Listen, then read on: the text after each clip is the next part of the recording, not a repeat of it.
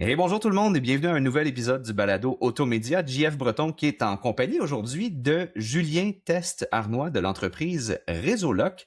Comment vas-tu, Julien? Bien toi? Ben, ça va merveilleusement bien.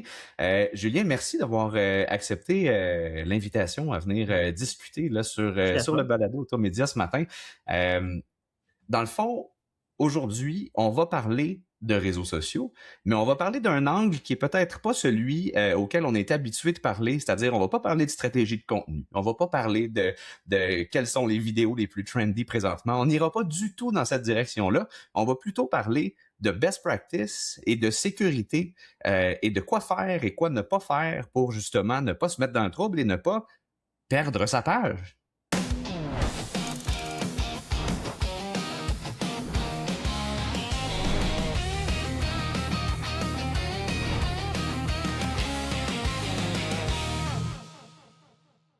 Qu'est-ce que t'en dis comme intro? Ça a une très bonne intro, ça résume bien en effet, surtout la première phrase qui dit: «C'est un sujet dont on parle moins souvent» ou un angle surtout. C'est vrai, quand on pense à réseaux sociaux, on pense à marketing, communication, image de marque, publicité. On pense pas à l'aspect sécurité, mais c'est des actifs numériques qui sont en ligne, donc ça peut se pirater, fait que ça fait, partie intégrante des angles qu'on doit aborder. Mais c'est vrai que souvent on n'y pense pas parce qu'on se dit: «Bah, ça arrive aux autres, moi tout va bien», jusqu'au jour où ça t'arrive à toi. Puis là tu fais: «Ah, ben, j'aurais peut-être dû y penser avant puis regarder peut-être un peu plus mon aspect sécurité et non pas juste l'aspect communication marketing». Et justement, dans cette fameuse croyance-là, selon laquelle ça n'arrive qu'aux autres et on est à l'abri parce qu'on n'a jamais entendu parler ou c'est jamais arrivé dans notre cercle proche, tu es bien placé par ce que tu fais à tous les jours pour savoir que ça arrive peut-être plus qu'on pense finalement. Ah ben, c'est sûr que surtout sur les réseaux sociaux, il faut bien comprendre que quand il y a des piratages, c'est des attaques opportunistes. Tu sais, certaines cyberattaques plus grosses, tu sais, les fraudeurs vont vraiment cibler une entreprise précise, ils vont faire des recherches sur elle, ils vont tenter, bon, ils vont vraiment prendre un cas précis. Les réseaux sociaux, c'est pas ça. Les réseaux sociaux, on tente de rentrer partout et après, on voit qu'est-ce qu'il y a d'intéressant à faire. Résultat, tout le monde devient une cible, même si vous pensez que vous n'êtes pas intéressant, parce que bon, vous avez quelques abonnés, puis bon, vous vous dites, ah, je suis pas intéressant. Mais les fraudeurs, eux, ils savent pas que vous êtes intéressant, mais ils vont le découvrir une fois que vous aurez piraté. Et donc, c'est aussi le grand danger, c'est que, voilà, personne n'est à l'abri parce qu'ils tentent de rentrer partout. Donc, en fait, ils visent tout le monde. Et c'est sûr que si, mettons, ils tombent sur un compte Facebook personnel et qu'il y a juste quelques amis puis qu'il fait rien, ben, ils vont peut-être juste prendre ton compte pour faire du spam jusqu'à temps qu'ils se fassent bloquer, pour Hmm. tenter de pirater des gens qui ont, eux, des choses plus importantes. Ça va s'arrêter là. Et si le compte piraté a accès à une page professionnelle, à un compte publicitaire, ben, c'est là que l'attaque se transfère vers la compagnie parce que le compte piraté avait accès aux ressources professionnelles. Et c'est là que Ah ça ah. devient un enjeu et un problème pour la compagnie. Mais à la base, ils tentent surtout de pirater des comptes personnels en espérant que le compte ait accès à des ressources professionnelles pour là, ben, transférer l'attaque vers les ressources pro. Donc, c'est ça le grand danger, c'est que, ben, de nouveau, ben, tout le monde peut devenir une cible Donc parce c'est que ça, justement, ils la visent prémisse. personne précisément, ils visent tout C'est le monde. c'est ça, la prémisse, tout le monde est ciblé. Puis là où ça fonctionne, après ça, c'est là qu'ils voient justement un peu qu'est-ce qu'ils peuvent faire avec ce qu'ils ont réussi à obtenir comme accès. Exact. Avant d'aller dans le fin détail justement de comment ça se passe et de comment justement éviter que ça nous arrive en tant que concessionnaire notamment ou en tant que propriétaire d'entreprise qui est présent sur les médias sociaux, ce qui n'est plus une rareté heureusement en 2026. Euh, euh, Revenons un petit peu en arrière. Parle-moi un petit peu de ton parcours, Julien. Qui es-tu? Qu'est-ce que tu fais dans la vie? Qu'est-ce qui t'a amené justement à fonder Résoloc, justement, et par la suite, ben, décris-moi un peu justement qu'est-ce que tu fais aujourd'hui avec Résoloc. Mais allons-y avec le commencement. Je te laisse démarrer où tu veux. Avant de poursuivre l'épisode, quelques mots au sujet de notre commanditaire. Le balado Automédia est présenté par Garantie KM+. KM+, ne se contente pas de vendre des garanties prolongées, l'entreprise est là pour propulser la performance de ses partenaires. Chez Garantie KM+, on accompagne les concessionnaires automobiles, mais aussi de véhicules récréatifs, de sport motorisé ou marin, avec des solutions simples, efficaces et pensées pour la réalité du terrain.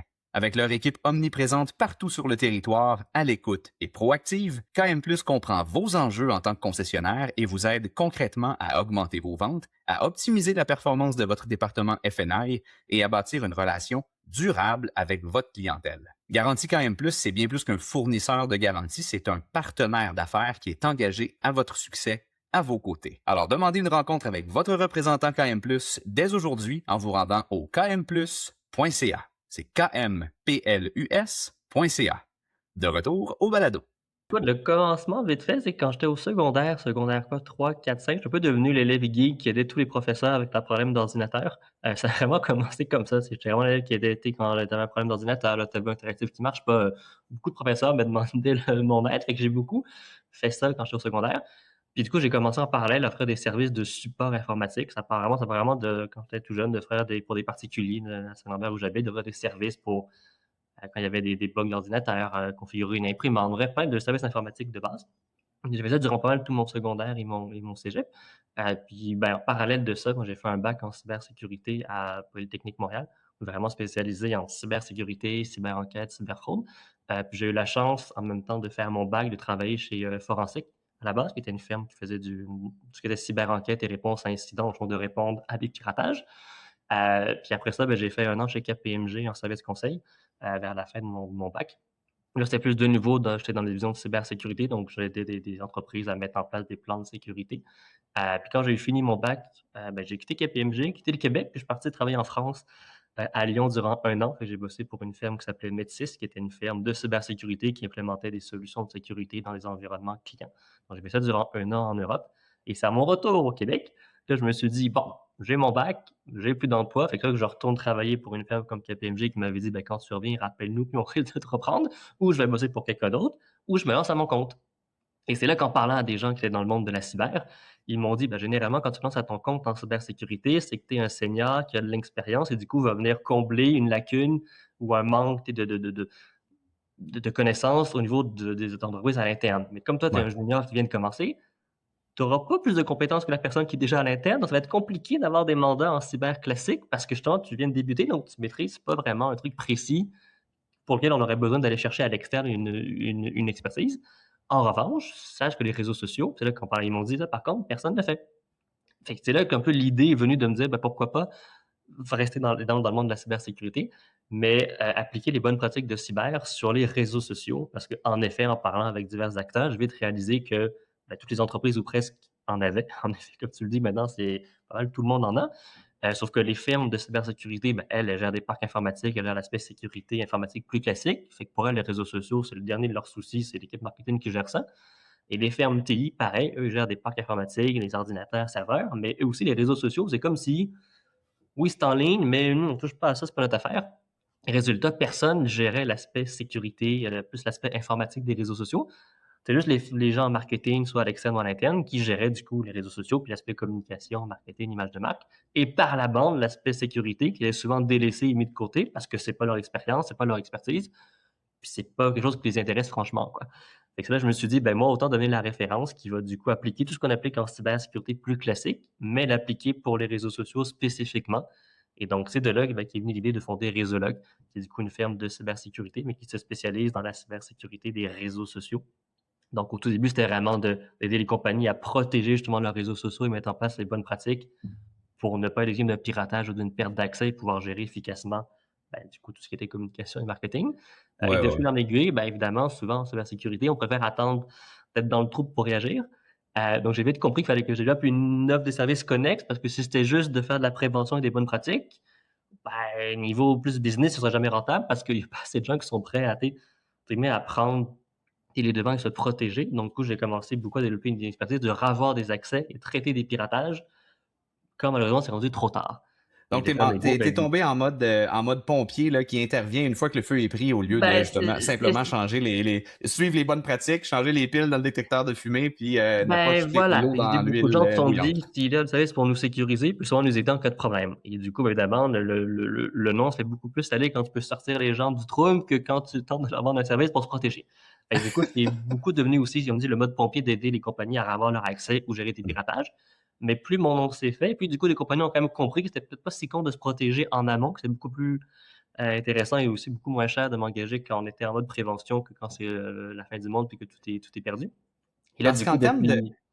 Ben Ouais. oui, c'est ça, parce en termes de risque comme tel et en termes de pertinence, tu sais, c'est intéressant parce que tu soulèves vraiment un point où est-ce que il y avait un trou Oui, Vraiment tout à un fait. trou dans les processus de sécurisation de l'écosystème informatique des entreprises où justement, soit les firmes externes ou les départements de IT à l'interne s'occupaient justement que les serveurs soient bien sécurisés, que les courriels, les systèmes internes, les DMS, peu importe, tout ce qui peut entrer à l'intérieur du spectre, là, justement, de l'écosystème numérique des entreprises, c'était couvert. Mais à partir du moment où ça tombe sur les médias sociaux, c'est comme si ça, c'était pas important, alors que aujourd'hui, ben, il y a quand même plusieurs éléments qui valent la peine peut-être de s'attarder à la question de sécurité de ces éléments-là, ne serait-ce que le fait que, bon, oui, c'est votre image de marque, mais souvent aussi, ce sont des communautés qui ont été bâties, maintenant, on peut dire, depuis plusieurs et plusieurs années, dans certains cas. Oui. Et justement, puis tu le mentionnais en début d'entrevue, l'accès au compte business et à la dépense publicitaire. C'est plus simplement une plateforme sur laquelle on met des selfies, puis c'est pas grave, ça, là, c'est juste, au pire, on le perd, puis no big deal. À partir du moment où justement ça devient un outil publicitaire, un outil qu'on utilise comme entreprise, sur lequel on dépense de l'argent et tout ça, il y a quand même, il y a quand même quelque chose à protéger de ce côté-là, là. Ah ben tout à fait, c'est souvent ça que les gens ou les compagnies oublient un peu, c'est que tu sais, la partie personnelle est ce qui permet d'accéder à la partie pro. Mais là, en fait, du coup, c'est plus en effet un compte Facebook ou un compte Instagram qui fait des selfies puis des publications puis des messages privés. C'est aussi ce qui te permet de gérer tout ce qui est partie pro. Donc oui, autant tout ce qui était communauté, page Facebook, mais aussi en fait publicité. Là, du coup, égal carte de crédit, donc moyen de paiement. Et donc ça, eux, les pirates, ils raffolent un compte publicitaire avec une carte de crédit active. Ils adorent. Mais en fait, puis même si tu fais pas de publicité, juste une page Facebook avec de l'organique, si tu as créé ta page en 2012, 2013, 2014, voire même plus récemment en 2019-18, quoi, ben, réussis-tu la paire? Ça fait ça 5-6 ans que tu as réussi à bâtir une grosse communauté. Ben, repartir de zéro et rebâtir ta communauté, ça va être très, très, très compliqué parce que les algorithmes changent. C'est plus aussi facile de gagner des abonnés qu'avant. Tu es encore mieux placé que moi pour le savoir. Euh, Hmm. mais c'est vraiment ça. C'est quand tu perds ta page Facebook, parce que bon, c'est beaucoup ce qui est visé, c'est beaucoup méta. Tout ce qui est page Facebook, compte Instagram, c'est souvent ça qui est visé parce que c'est la plus grosse plateforme. Mais des comptes TikTok sont aussi piratés, des comptes LinkedIn aussi. Donc, faut pas penser que c'est juste méta, là. On en parle beaucoup parce que c'est les plus gros, mais toutes les autres plateformes sont aussi visées. Mais bref, ça pour dire que voilà, c'est ça que si on prend l'exemple, par exemple, une page Facebook, ben, le meilleur exemple que j'ai, c'est le Parc Safari, que tout le monde connaît. Eux, justement, il y a peut-être 2 ans, ils ont été piratés. Et du coup, durant l'hiver, les pirates ont réussi à prendre leur page Facebook, ils ont enlevé tous les accès. Et ben, du coup, finalement, comme il n'y a rien qui marchait, ils ont juste décidé de supprimer la page. Donc, le Parc Safari a perdu 118 000 abonnés. Ils avaient une page de 2007 et ils ont tout perdu d'un coup. Par les pirates se sont dit, il n'y a rien à faire, fait qu'on supprime la page, merci, bonsoir. Et du coup, quand tu perds 118 000 abonnés, ben, tu vois, peut-être que 2 ans plus tard, si on retourne voir la nouvelle page qu'ils ont créée, je pense qu'ils sont rendus à 5 000 et quelques abonnés. Bon, ben, la descente, on s'entend, est absolument gigantesque, là. Hmm. Et là, tu viens de perdre 100 000 abonnés. Alors certes, des abonnés, ça vaut pas tout, mais c'est quand même une grosse communauté. Et puis eux-mêmes avaient dit, parce que bon, c'était devenu public, ils disaient que souvent par jour, ils avaient été une vingtaine de messages par jour sur la page Facebook. Et suite au piratage de leur nouvelle page, ils tombaient à 2-3. Donc c'est sûr qu'ils ont perdu une communauté, ils ont perdu des gens qui les connaissaient, qui voyaient leurs publications, donc peut-être leur donner envie d'aller d'aller faire une visite, qui après ont plus vu les publications parce qu'ils ne sont pas réabonnés. Donc Hmm. c'est sûr qu'il y a eu un impact. Mais ça, justement, c'est des exemples qui arrivent beaucoup plus souvent qu'on le pense. Et juste une page Facebook, si tu la perds, que tu recommences de zéro, ben, tu auras un impact, ça c'est évident. Mais ça, souvent, du coup, on le réalise justement quand c'est trop tard, quoi. Quand il est trop tard. Ben justement, parlons un petit peu des plus grands risques. Parle-moi un peu des manières de procéder. Qu'est-ce qui nous met à risque en tant qu'entreprise, justement, de finir par se faire pirater, justement? Elles sont où les portes d'entrée? C'est quoi les éléments, les points faibles, les maillons faibles de la chaîne qui font en sorte que c'est par là? Tu sais, tu disais tantôt que les attaques, de façon générale, visent à peu près tout le monde. Puis une fois qu'on est dedans, ben là, on regarde qu'est-ce qu'on a réussi à attraper aujourd'hui Ouais. si la pêche a été bonne, finalement. Parle-moi un peu, justement, de ce volet-là. Comment ça fonctionne concrètement, puis par où ils entrent? Ben, dans le cas de Meta, ça va être vraiment un compte Facebook personnel. C'est tout con, mais c'est un compte Facebook. Souvent, ils vont regarder des bases de données qui ont fuité. Ils vont trouver une combinaison identifiant dans courriel, mot de passe. Et eux, ils ont des systèmes qui vont tester la combinaison sur tous les sites possibles et imaginables. Et ils vont voir où ça match. Et donc, ben là, souvent, après ça, hop, si, mettons, Facebook, il voit que ça a matché, ben, ils vont tenter d'aller se connecter à ton compte Facebook. Et si, du coup, tu n'as pas de protection supplémentaire autre que le mot de passe, ben, ça risque de rentrer et c'est là après qu'ils vont être capables d'avoir accès à ton compte et d'aller chercher la partie professionnelle. Donc souvent, la base, c'est vraiment un compte Facebook. Donc c'est soit du coup un mot de passe qu'ils ont trouvé parce qu'il a fuité, ou parfois, tu as aussi de l'hameçonnage. Donc, autant de l'hameçonnage par message privé où tu vas recevoir un message qui te dit «Eh, attention, votre page va être suspendue dans 48 heures si vous ne prenez pas action». Puis là, ben, tu auras un lien qui va t'inviter à te connecter du coup à ton compte pour donner tes identifiants de connexion aux pirates qui, du coup, va après ça pouvoir les utiliser pour de nouveau aller chercher la partie pro. Mais Ça, tu as c'est aussi de les fameux l'hameçonnage par messages. courriel. Ça, c'est les fameux messages justement qu'on reçoit là, autant justement par DM parfois via Messenger sur les comptes personnels, mais aussi qui rentrent à la pelletée dans les inbox, dans les boîtes de réception justement de messagerie des entreprises directement, donc Oui, des pages directement. absolument. Et là, du coup, ben, souvent, si tu cliques sur le lien, ça va t'amener sur une fausse page de Facebook de support. Et là, si tu rentres des informations de connexion de ton compte, ben, tu viens de donner la clé au pirate. Et il y a aussi par courriel, aussi des messages, ça va te dire, bon, de nouveau, un peu le même principe, votre page va être suspendue ou vous êtes rendu éligible pour avoir le crochet bleu, remplissez le formulaire. C'est toujours un lien qui t'amène vers un faux site qui t'invite à te connecter. Ça, c'est Ils sont rendus souvent la bons, hein? méthode. Sont plus difficiles sont de plus en plus difficiles à identifier comme étant des faux comptes. Avant, c'était Oui, relativement facile, là, tu sais, ça te baragouinait le français, le logo était tout croche, puis tu disais, je pense que je devrais pas cliquer là-dessus. Mais plus ça avance, on dirait que plus les tentatives, justement, sont raffinées et plus les messages peuvent semer le doute. De dire, c'est-tu un vrai message? Ça, surtout que souvent, ils vont utiliser des accroches qui sont dramatiques, là, tu sais, clique ici, sinon ta page va disparaître demain matin, là, tu sais. ah oui, et bon, tu sais, moi, je trouve toujours ça fou que des gens se fassent savoir, mais parce que je suis dedans, mais c'est vrai que souvent, c'est tellement bien fait que les gens, eux, c'est juste message, page suspendue, ajustez vite. Ils cherchent même pas à comprendre, c'est on clique sur le lien, quoi. Fait que c'est-à-dire, il faut adapter l'approche de prendre le temps de relaxer, puis juste aller faire souvent des vérifications plus poussées avant de cliquer sur un lien, puis y mettre des infos. Mais eux, en effet, ils s'adaptent. L'IA est aussi beaucoup utilisé pour, du coup, rendre le message, par exemple, en français, avec un français impeccable.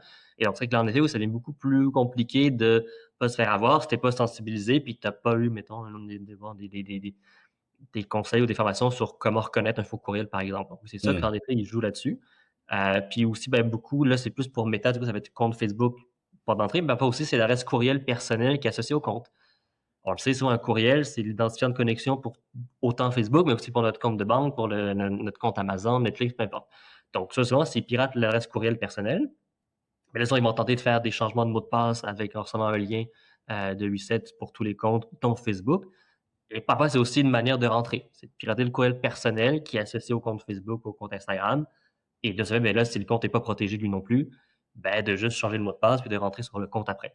Donc ça aussi, on le voit beaucoup. Et c'est là souvent que les compagnies qui ont même des départements TI, ben ça, eux, ils vont protéger les courriels professionnels. Et comme le compte Facebook qui est utilisé par la personne pour gérer la page, c'est un courriel perso, ben, ça sort du coup de la loupe TDTI, donc souvent ça laisse défaire parce que justement, eux, ils ne gèrent pas les courriels personnels. Ah ah. Mais c'est une porte d'entrée vers le compte personnel qui justement gère la page. Donc ça, c'est beaucoup l'approche. Puis ben, Instagram, compte TikTok, comme c'est plus des compagnies, des comptes au nom de la compagnie, ben là, c'est le même principe, c'est tenter de trouver le mot de passe, puis si ça marche, ben, ils vont rentrer dedans. Puis aussi plus récemment, ben, il y a l'espace compte ou le centre des comptes qu'on appelle, qui est une plateforme qui a été créée par Meta pour gérer tout ce qui était coordonnées et paramètres de sécurité ou de faire des publications sur un compte Facebook et un compte Instagram en même temps. Ça veut du coup, quand tu lis les deux comptes ensemble, ben, des pirates ont parfois piraté un compte Instagram personnel et remonter après ça sur le compte Facebook qui est associé, qui là, lui, va donner accès à d'autres choses de nouveau, donc la partie pro. Donc tout ça, mais oui, c'est toujours en effet un compte perso ou un compte pro qui est à l'image de la compagnie. Mais souvent, ça passe par le mot de passe. Donc, c'est pas des attaques très, très poussées où ils vont aller jouer dans les serveurs de Meta ou eux, ça, c'est sécurisé. C'est juste vraiment de trouver une combinaison courriel mot de passe. Puis si ça passe, ben, tant mieux. Ou d'envoyer un faux lien pour la personne qui clique et donne elle-même ses informations. Mais les réseaux sociaux, c'est des attaques comme ça. C'est pas plus poussé que ça. Mais c'est que ça suffit parce que les gens se protègent pas du tout. Donc, souvent, même si c'est très, très basique, ben, dans le cas des réseaux sociaux, c'est amplement suffisant pour pirater les compagnies puis les comptes. parce que personne ne se protège. Et ça, c'est intéressant, justement, tu le mentionnais tantôt, puisque l'attaque vise à peu près tout le monde, l'objectif n'est pas justement de se bâtir là, une forteresse avec 8 méthodes de protection.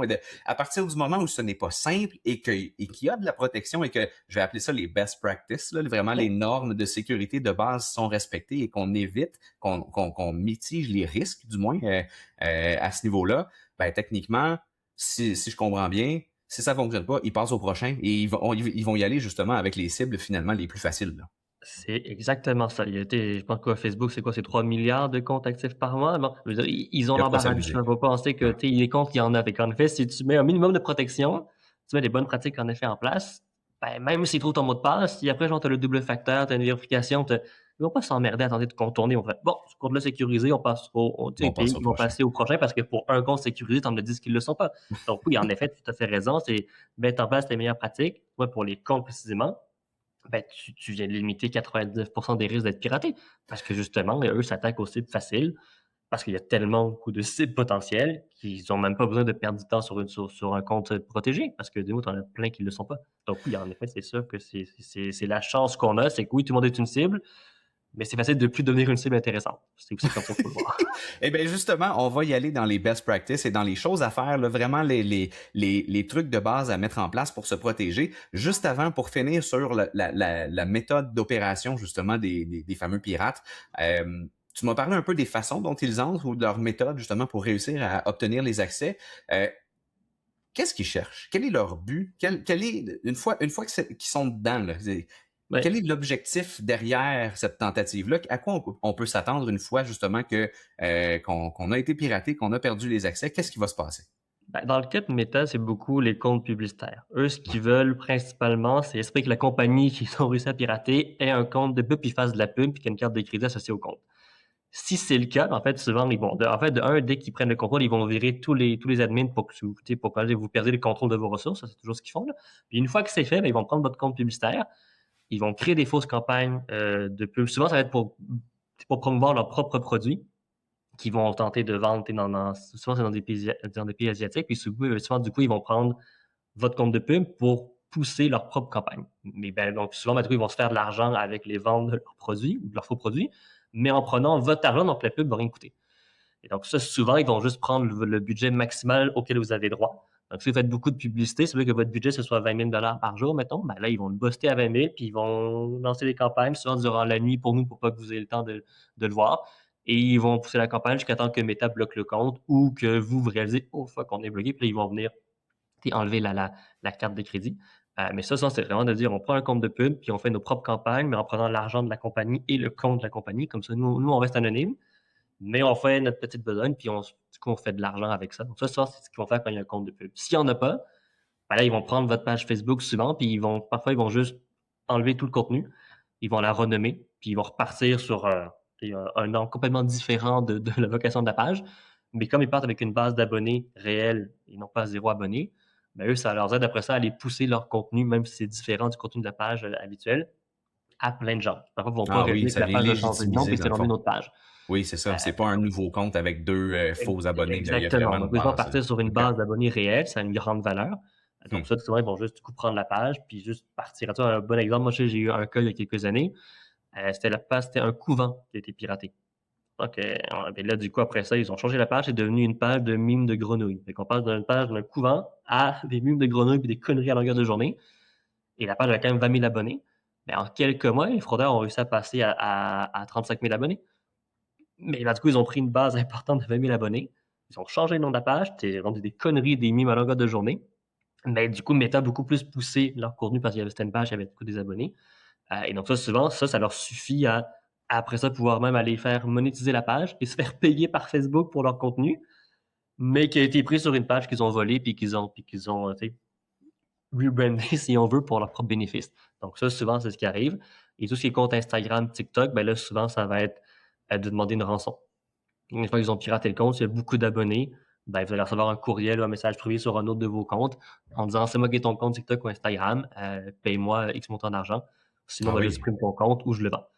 Euh, Parce que du coup, nous, une coquille avec beaucoup d'abonnés, s'il flush tout le contenu et qu'il me le renomme, ça devient une coquille vide, mais qui a plein d'abonnés. Donc ça aussi, ça a une valeur pour bien des Hum. gens de partir avec un compte qui a une audience. Donc ça aussi, c'est ce qu'ils vont faire beaucoup. Ils vont juste Ils vous à prennent vous la page en otage, finalement. oui, tout à fait, c'est ça. Donc si tu payes pas, bien sûr qu'ils vont faire comme du coup le parc Safari, ils vont juste le supprimer. Ouais. Si tu payes, ça se peut qu'ils te redonnent ton compte, ou ça se peut qu'il va juste prendre ton argent puis partir avec le compte ensuite. Mais voilà, ça souvent, il va juste toujours un gain financier. C'est toujours l'aspect, ils veulent faire de l'argent. Ils font pas ça pour parfois c'est juste pour emmerder les gens, là, bien franchement, mais souvent c'est beaucoup compte de pub, et gars, on peut faire de l'argent avec nos pubs en payant pas pour la pub. Puis si c'est juste une page, ben, c'est une page qui a beaucoup d'abonnés, donc ça a une valeur. De nouveau, on peut monétiser après ça l'engagement. Donc ça, c'est beaucoup ce qui arrive, je dirais. Et parfois, c'est juste de nuire aussi à la réputation puis de se mettre à publier n'importe quoi ou faire fermer la page ou le compte Ouais, en ouais. enfreignant les règles des plateformes. OK, Parfois, c'est écoute, aussi bête que ça. c'est drôlement intéressant. Et avant d'aller dans ce qu'il faut faire pour pas que ça nous arrive, puisqu'on est dans le vif du sujet, là, une fois que ça nous est arrivé, j'ai envie de te poser la question, justement, je m'adresse au pompier, Julien le pompier. On vient de se faire hacker. C'est qu'on fait. Est-ce qu'il y a espoir? Est-ce qu'il y a une façon?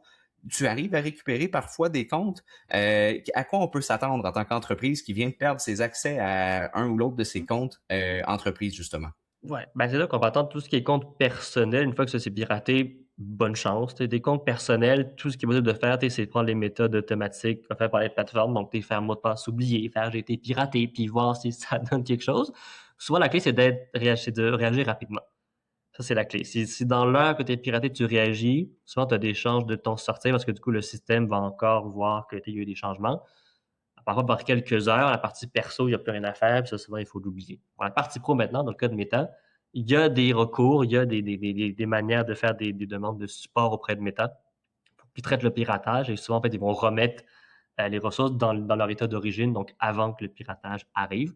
Donc, ça, oui, il y a des manières de récupérer des pages pro ou des portefeuilles business qui sont souvent en place. Ça, oui, j'ai déjà récupéré bien des accès sur des piratages. Ça, c'est vraiment tout ce qui est page Facebook et portefeuille business. Là, oui, il y a des recours. Compte OK. Instagram, ça, en revanche, si la méthode automatique de récupération ne marche pas, Meta n'a pas vraiment de support pour avoir un compte, même si Instagram appartient à Meta, c'est un peu décentralisé, puis c'est géré de manière indépendante. Donc, ça, compte Instagram, Meta n'a pas de support. Donc là, souvent, ces méthodes de récupération automatique ne marchent pas. Ben là, il y a quelques personnes en Europe, moi j'en connais deux en Europe, qui, eux, ont entre guillemets un contact, qui travaille à l'interne chez Instagram et donc qui est capable en fait, qui monnaie ses accès. Donc de manière un peu illégitime, mais du coup, comme il a accès au système, ben, il se dit si Meta ne va pas aider, moi je vais aider les gens à avoir leur compte. Donc ça, moi, du coup, j'ai dû référer des compagnies parfois à ces gens-là en disant ben, si vous voulez absolument avoir votre compte, lui, il va vous aider. Et en effet, il aide beaucoup d'influenceurs, entre autres, à avoir leur compte, qui ont beaucoup d'abonnés. Mais il faut s'attendre à payer entre. Les derniers cas que j'ai eus, ça revenait entre 6 500 et 9 000 canadiens. OK. Donc, faut que ton compte vaille quelque chose. Ouais. Si vraiment à mettre 8 000 canadiens, ça là. Mais c'est comme justement, parfois, le Meta n'a pas de support. Ben lui, c'est, entre guillemets, c'est un peu, il a fait la demande. Il sait que parfois, c'est la seule chance pour la compagnie d'avoir son compte, c'est de passer par lui. Donc, il met un prix parce que c'est très bien que si tu veux avoir ton compte et tu n'as pas le choix, tu vas être frappé, il faut payer. Donc, Ouais. ça, Instagram, c'est un peu ça. Et là, ben, TikTok, qui est aussi visé. Ce soir, tu as des procédures aussi internes de faire des réclamations. Mais je pense, comme on disait quand on se parlait autrefois, tes TikTok, même si tu as une manière de faire une demande de support, eux, leur manière de valider que le compte t'appartient bien, c'est pas demander une pièce d'identité ou une preuve de compagnie, c'est de demander quand est-ce que le compte a été créé, donc le mois et l'année de création précise, quel courriel était associé, quel appareil tu as utilisé. Bref, des questions que souvent, le trois quarts des gens n'ont aucune idée de ce que c'était. Donc là, même tu as une manière de récupérer. Ben, parfois, tu es incapable de prouver que le compte t'appartient et donc tu le perds. Mais ça aussi, j'ai récupéré justement en fouillant, à aider des compagnies à avoir le compte et donner les bonnes informations. Donc, ça se fait. Et de nouveau, c'était une longue démarche qui parfois n'aboutissent pas. Fait que c'est un peu ça, je dirais, c'est que oui, il y a des manières de faire des réclamations, d'ouvrir des demandes pour avoir les accès. Parfois, c'est traité, mais parfois, si le piratage date de trop longtemps, que les pirates ont eu le temps de faire trop de conneries, ben, parfois, justement, tu n'as plus rien à faire. Tes comptes publicitaires, c'est pareil. Souvent, les gens ont tendance, ils vont venir bloquer leur carte de crédit. Fait que quand tu fais ça, le problème, c'est que là, du coup, Meta n'arrive pas à débiter ta carte. Et là, souvent, ça va venir bloquer ton compte parce qu'ils n'ont pas réussi à débiter. Même si c'est des campagnes frauduleuses, souvent, c'est sûr que souvent les gens sont comme, ben là, je vais pas laisser ma carte, mais parfois, le mieux, c'est de laisser ta carte pour que, entre guillemets, les paiements se fassent, récupérer l'accès et après aller contester les paiements en disant, c'était frauduleux. Parce Mais que le souvent, les gens, processus de ils ont... récupération, dans le fond, de Voilà, l'accès est plus facile du côté de Meta si le compte n'est pas bloqué. C'est ce que je exact, c'est comprends. ça. Parce OK. que si le compte est bloqué, même si c'était les campagnes des pirates, pour Meta, c'est ton compte qui enfreint les règles parce que c'est ton compte à toi, c'est toi qui n'as pas payé. Fait que même si c'est à cause de pirates, le système, si les paiements se font pas, il va bloquer la carte, du coup, il va bloquer le compte. Fait que là, souvent, que ça, c'est des sommes qui passent à 10 000 par jour, tu n'as pas trop le choix de bloquer la carte parce que bon, mais ouais, quand c'est des plus petites sommes, ben, sinon, tu t'en sors mieux du coup, évidemment, si tu agis vite, en laissant les pubs rouler des pirates pour juste avoir l'accès, puis après, tu viens bloquer puis réclamer. Ça, souvent, quand tu réclames à Meta après ça, ils vont te rembourser parce qu'ils vont voir qu'en effet, c'est des campagnes frauduleuses. Donc, ça, souvent, c'est une approche qui peut se prendre quand c'est pas des trop grosses sommes.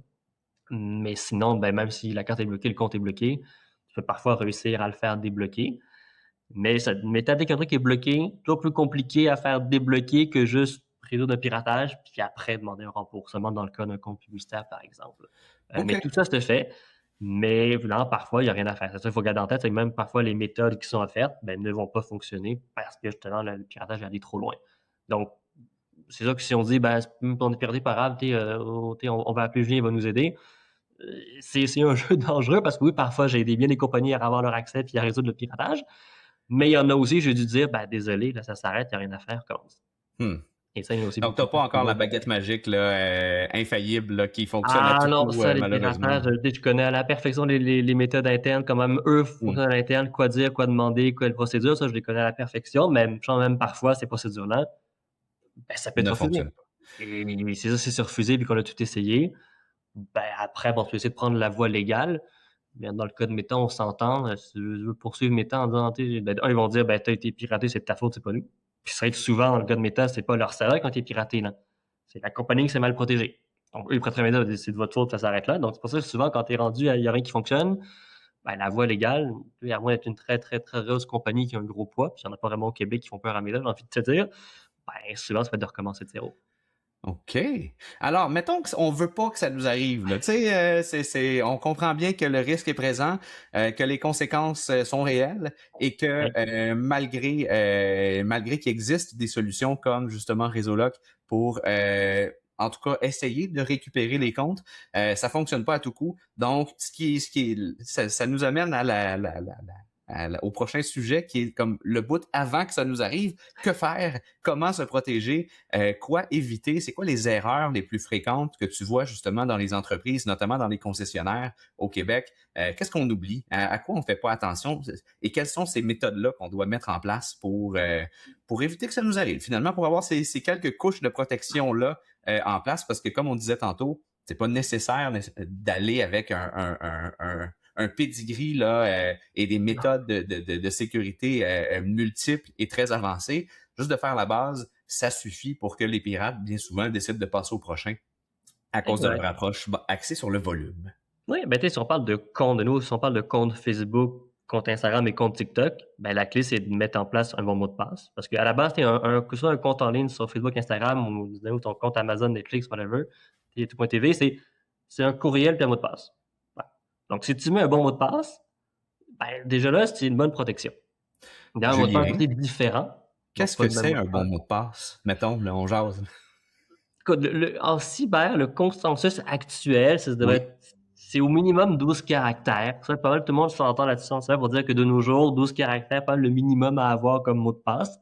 Après, évidemment, c'est sûr que humainement, tu peux pas te rappeler de 14 mots de passe différents de 12 caractères. Donc, souvent, ça peut aussi de créer des phrases. Fait que souvent, un mot de passe peut être une phrase. Par exemple, j'aime les bananes, puis tu remplaces certaines lettres par un chiffre. Ça reste une phrase, mais ça devient tellement une longue phrase qu'avec les systèmes automatiques de craquage de mots de passe, ils ne pourront jamais le trouver. Parce que c'est trop long.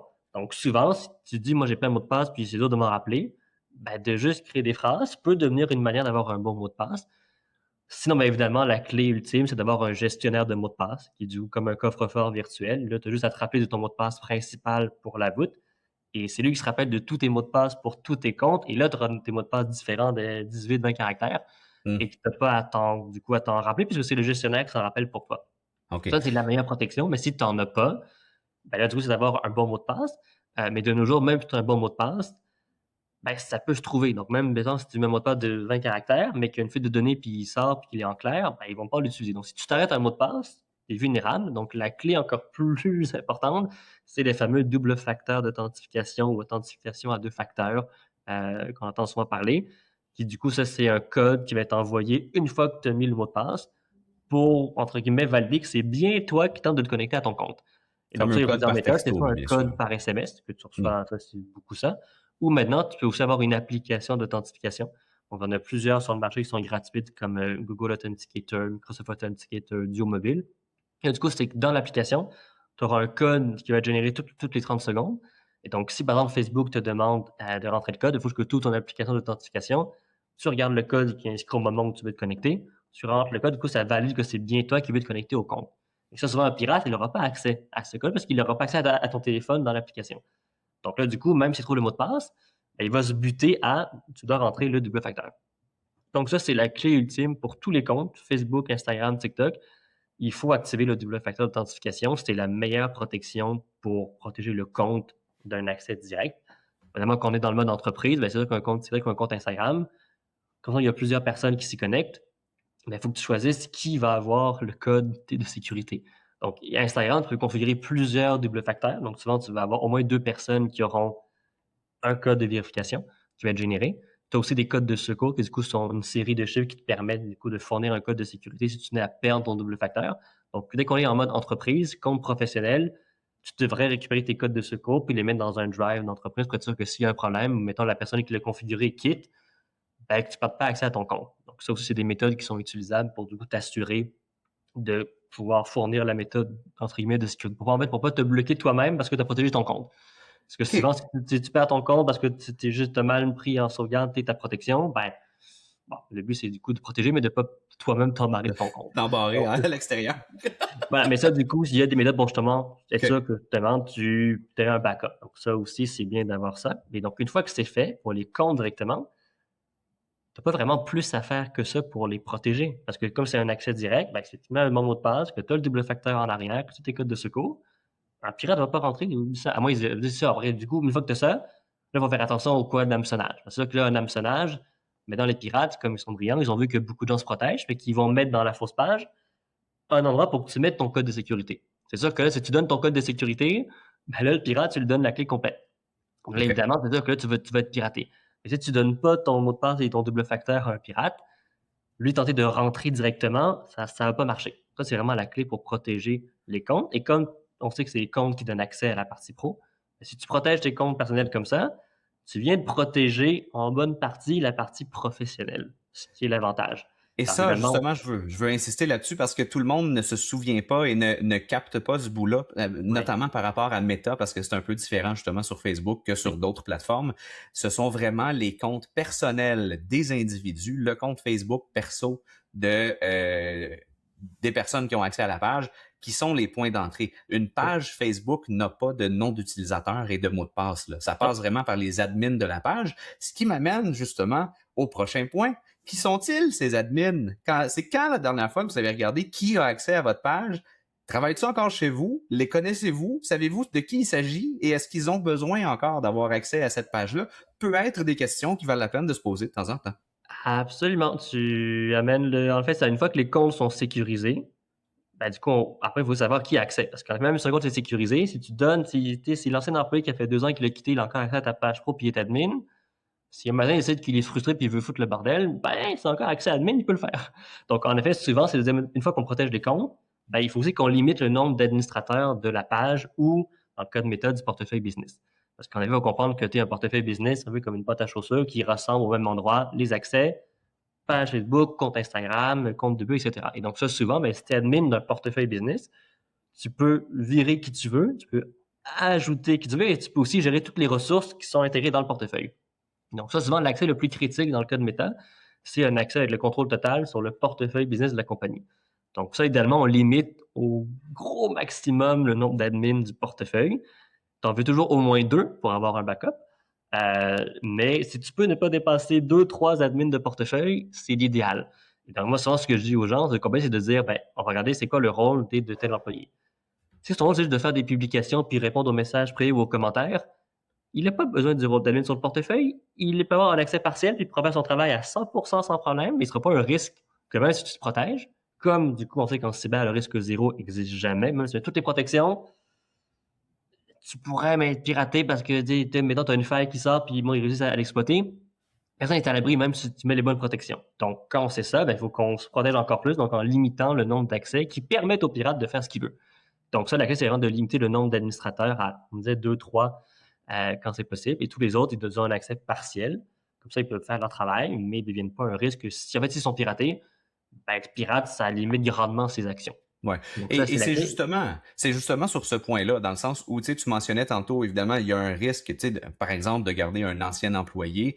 Et là, des fois, on entend des réponses un peu sentimentales du fait, oui, on peut l'enlever, mais c'est pas grave, là, il nous fera jamais rien de, on est en bon terme, puis je fais confiance, et ainsi de suite.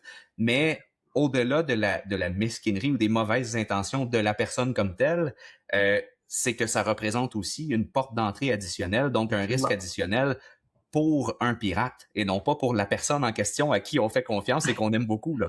Absolument. Pour ça, du coup, après, l'aspect, c'est aussi de faire une revue d'accès. Donc, en fait, de parcourir toutes ces plateformes et voir qui a encore accès à mes ressources, est-ce que c'est pertinent ou non. Donc, ça, souvent, c'est du coup de retirer les accès qui sont plus nécessaires. Donc, autant pour les gens qui étaient à l'interne que tout ce qui était partenaire, donc agence marketing, gestionnaire indépendant, tous ces gens-là, s'ils sont plus en mandat avec vous, retirez leur accès. Ils n'ont pas besoin de garder un accès à vos ressources alors qu'ils sont plus en mandat avec vous. Et s'il va baisser, s'il va baisser, peut-être qu'on va les rengager. Si tu les rengages, tu leur redonneras un accès. Mais laisse pas l'accès en disant peut-être qu'on va les rengager un jour. Non, coupe l'accès et au besoin, tu le redonnes. Comme ça, en fait, de nouveau, c'est que ça vient limiter les portes d'entrée potentielles pour les pirates. Donc, ça aussi, en effet, c'est une manière de, ça veut dire, entre guillemets, protéger les ressources en disant, on donne les accès à ceux qui en ont vraiment besoin pour leur travail, qui sont activement à l'emploi et qui gèrent activement les choses. Toutes les autres personnes, on retire l'accès parce que ça sert à rien de laisser un accès, en effet, à quelqu'un qui en a plus besoin. Ça, c'est aussi une bonne manière de protéger les comptes et les ressources professionnelles. Et Et au niveau même du... dans un portefeuille business, pareil aussi, ça, tu limites les accès.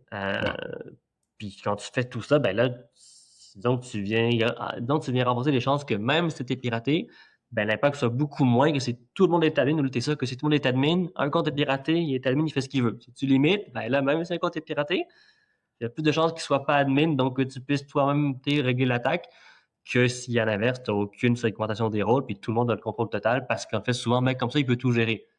Oui, mais c'est pas son rôle de tout gérer. Donc, donner ce qu'il a besoin pour faire son travail, mais pas plus. Et justement, je suis content que tu m'amènes là parce que souvent, c'est ce qu'on va voir aussi, justement. Il y a plusieurs personnes, non seulement qui ont les accès, mais qui ont justement les accès totaux. Et dans certains cas, j'ai envie de te dire, il y a peut-être même une question de... j'appellerais ça de l'ego, ou en tout cas de dire, là, pourquoi tu me donnes pas le rôle admin, ou tu sais, pourquoi telle personne, je lui mettrais pas full accès, justement, tu sais, je lui fais confiance, puis j'ai pas de problème à justement donner le contrôle total là, de mes comptes, finalement, mais c'est pas une question de respect ou c'est vraiment une question de sécurité, finalement, là. Ah, tout à fait. Mais oui, ça, je suis convaincu. Moi, j'ai bien des entreprises que j'accompagne, puis ça, souvent, tu es dans des PME, TPE. Ah, mais tu c'est le président de la compagnie. Ça, tu vois, quand c'est des petites entreprises, c'est parfait. Tu veux qu'il garde sa business, c'est à lui. Mais dès qu'on est dans des grosses entreprises, si tu as 40 personnes qui ont accès, je veux dire, le président de la compagnie qui l'a fondé, il est jamais sur Facebook. Fait que s'il a un DG ou une DG, tu as des gens importants qui risquent de pas quitter aux 2 jours, mets ces gens-là admin.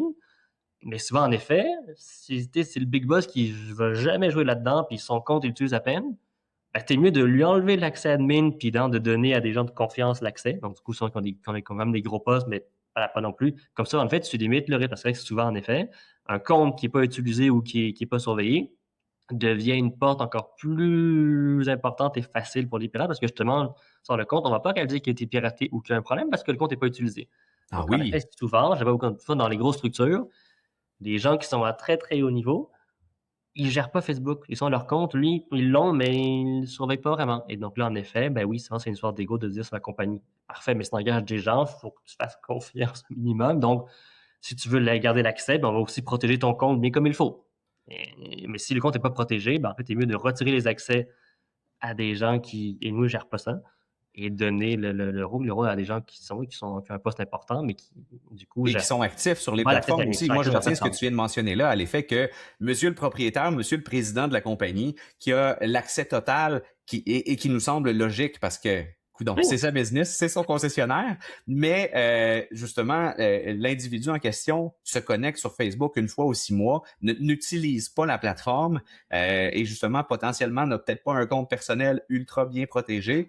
Ben là, il y a un risque qui est non seulement présent, mais en plus, ça va être long avant qu'on s'en rende compte si lui, personnellement, n'utilise pas la plateforme et n'est pas en mesure de lever le flag rapidement, justement, qu'il y a peut-être quelque chose qui tourne pas rond, là. Absolument. Dans le sens de dire, si on laisse l'accès, ben on va, entre guillemets, dire parfait, mais on va protéger ton compte bien comme il faut, le courriel personnel qui a pour du coup être sûr que tu as la même protection que les employés qui ont des comptes aussi accès, mais comme ça, au moins, tu vas sûr que tu veux aller ton rôle d'admin, parfait, mais on va te protéger pour pas que tu deviennes une porte d'entrée pour ta propre compagnie, quoi. Du coup, c'est encore, tu sais, c'est la personne à qui ça appartient qui se fait pirater, c'est encore plus dommageable que si c'est un employé, là, c'est la personne qui s'appartient qui, elle, est la fuite et la porte d'entrée. Changer, c'est encore plus triste, quoi. Écoute, ça donne un excellent portrait. Je pense que justement, ces premières lignes de défense-là, relativement simples, je pense que c'est à la portée justement des gens de dire parfait, je vais m'assurer de vérifier qui a accès et de m'assurer de gérer les accès de la bonne façon. Puis ensuite de ça, de m'assurer que chacune de ces personnes-là ait des mots de passe qui ont du sens, des mots de passe qui sont différents, donc qui n'est pas le même sur toutes les plateformes et tous les comptes qu'ils possèdent dans la vie, et justement l'authentification double facteur, là, en tout cas Oui, dans l'ordre ou dans le désordre, ces 3 mots-là. Ah oui, mais t'as plusieurs thèmes, mais ça, c'est vraiment une double validation. C'est vraiment une méthode de valider supplémentaire pour dire que même si tu as le mot de passe, mais on veut vraiment être sûr que c'est toi. Et ça, du coup, on a fait sur. Puis là, on parle des réseaux sociaux, mais de nos jours, tous les comptes en ligne, les gens devraient le mettre. C'est comme dire que ça, tu as ton compte tout.tv, ton compte Amazon, ton compte Netflix, ils ont toute l'option maintenant d'avoir le double facteur. Ça reste un compte en ligne qui souvent est associé à une carte de crédit pour payer ton abonnement. Donc, de nos jours, là, on parle des réseaux sociaux, mais je pense que tous les comptes en ligne devraient avoir cette protection parce que c'est la meilleure protection pour protéger un compte en ligne, ça reste le double facteur. Et donc, encore plus sur les réseaux sociaux, justement, on le sait, tu es très dépendant des plateformes. Et de nouveau, on sait qu'il y a de l'aide, mais parfois l'aide ne fonctionne pas. Donc, comme tu n'as pas de ligne à 800 pour appeler comme une banque, ben, c'est encore plus important de protéger ces actifs numériques sur les réseaux sociaux parce que tu sais que c'est là que tu auras le moins d'aide disponible et le moins de recours possible si ça ne marche pas. Tu as des gros géants comme Amazon, soit tu as des services clients plus professionnels, si on veut, que dans le cas des réseaux sociaux où il y a tellement de comptes que tu n'auras pas un service client avec une ligne à 800 parce que c'est pas gérable. Donc oui, en effet, c'est ça que oui, la clé, c'est de se protéger. Et de nouveau, c'est souvent aussi beaucoup moins cher. Parfois, les gens mettaient business, on pense à l'argent, ben parfait. Mais sachez que ça va coûter beaucoup plus cher si tu es piraté, puis tu perds tout.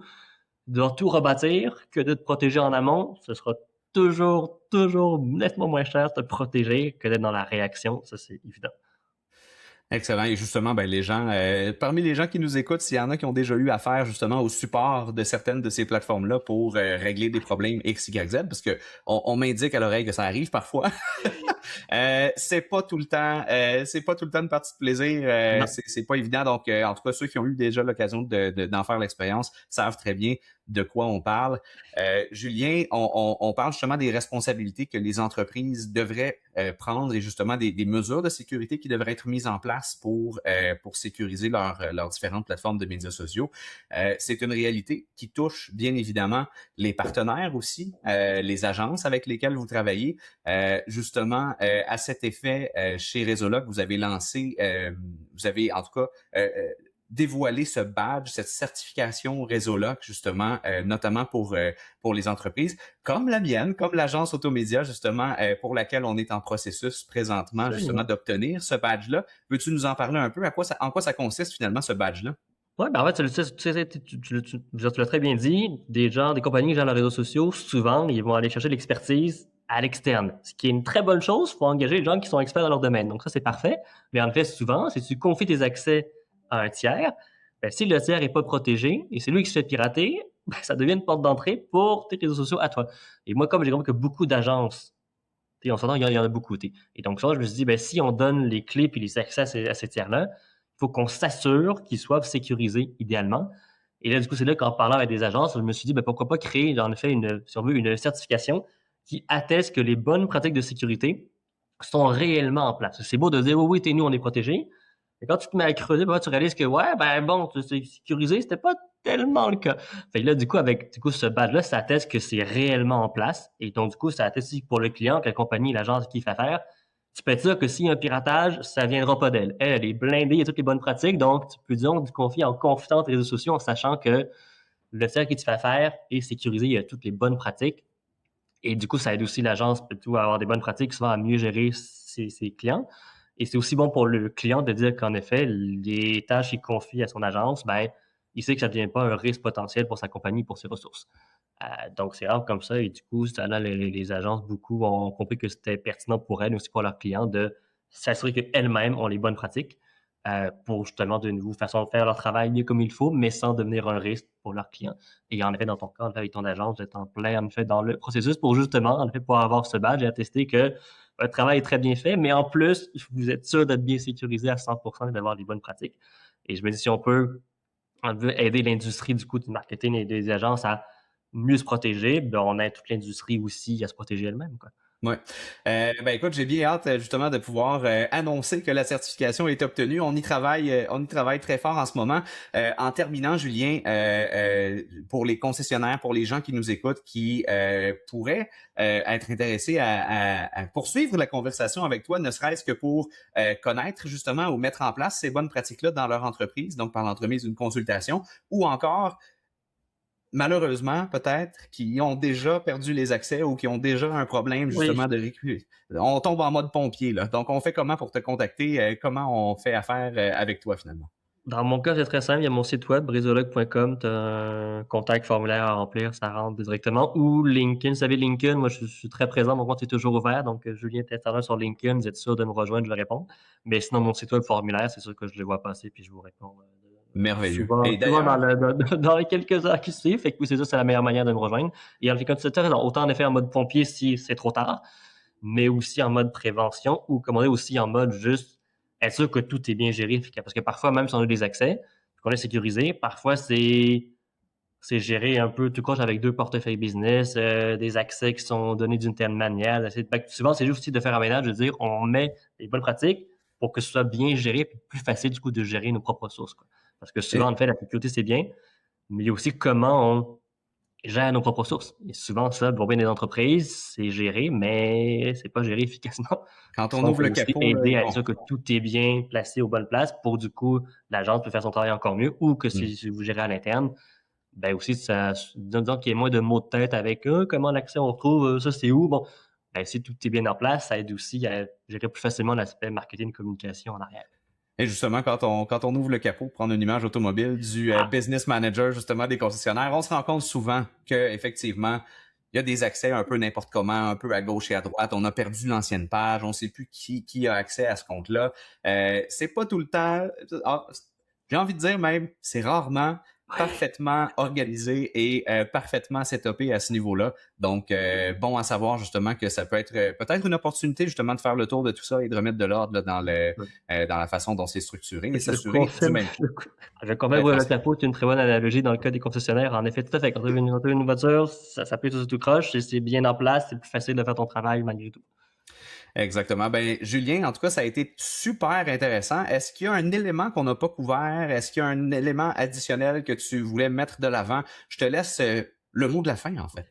Ouais, ben écoute, je pense qu'on a tout dit, mais peut-être pour vraiment le mot de la fin, c'est plus de dire que vous mettez de l'énergie, de l'argent sur vos réseaux sociaux. Souvent, si vous le faites, c'est que je veux dire, vous en retirez des bénéfices. Personne ne fait ça juste pour le fun, tu le fais parce que ça te rapporte quelque chose. Fait que sachant que c'est si facile de tout perdre et de devoir tout recommencer, ben prenez le temps de vous protéger, c'est la clé. Et sachez que vous allez être très content de vous protéger et non pas d'être la prochaine victime qui fait oups, c'est trop tard. Fait que c'est un peu ça, c'est un peu ce que je répète toujours. Moi, j'ai fondé Résologue pour aider les gens à se protéger. Pas pour qu'on m'appelle en panique en disant on a tout perdu, qu'est-ce qu'on fait? Donc, faut juste prendre le temps de le faire. C'est souvent ce qu'on oublie, la vie va vite, il y a plein de choses à faire. Mais dans le cas de la cybersécurité, prendre le temps de se protéger, c'est la meilleure manière de s'éviter bien des maux de tête, puis juste de pouvoir du coup protéger ce pourquoi on a mis des années et des années à bâtir sur les réseaux sociaux, quoi. C'est très, très bien dit. Julien Teste-Arnois de Résoloc, merci beaucoup d'avoir été avec nous pour cet épisode de Balado. Tous les liens, toutes les informations qui ont été discutées pendant la discussion, notamment le lien vers ton site web, seront dans la description de l'épisode. Donc, je te remercie une dernière fois. Bonne fin de journée et en espérant que les concessionnaires du Québec s'en trouvent finalement avec des plateformes de médias sociaux mieux sécurisées et mieux protégées. Avec grand plaisir. Merci à toi pour l'invitation. Hey, bonne journée. Salut.